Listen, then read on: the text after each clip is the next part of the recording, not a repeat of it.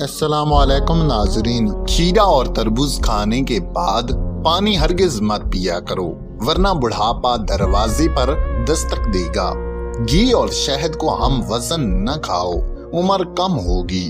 खीरा और खिचड़ी कभी एक साथ न खाओ।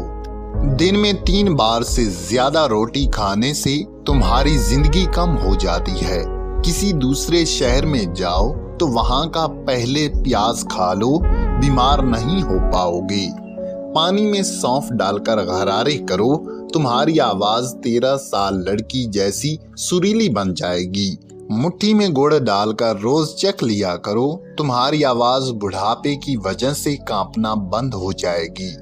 हमेशा जवान नजर आना चाहती हैं तो पानी में खीरा खाओ। रंग गोरा करना चाहती हैं तो दही में बादाम डालकर खाओ। 16 साल वाला चेहरा करना चाहती हैं तो बंद गोभी खाओ। कभी बूढ़ा नहीं होना चाहती तो दही की मलाई खाओ। इस्तेमाल शुदा औरत लैट्रीन में ज्यादा रहती है।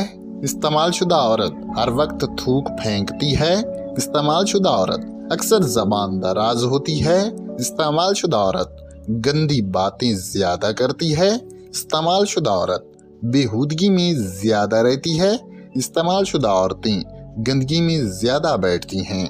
गर्दन पर तेल लगाएं, सुस्ती दूर हो जाएगी। नाक में तेल डालो तो वजन कम हो जाता है।